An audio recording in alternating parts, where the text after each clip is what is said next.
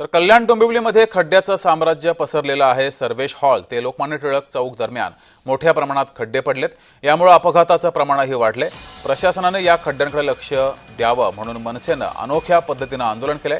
टाळ मृदुंग वाजवत गणपतीची आरती करत मनसैनिकांनी रस्त्यावर ठिय्या आंदोलन केलंय।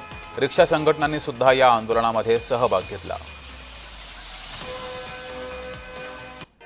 हे संपूर्णपणे सत्ताधाऱ्यांच्या विरोधात आहे।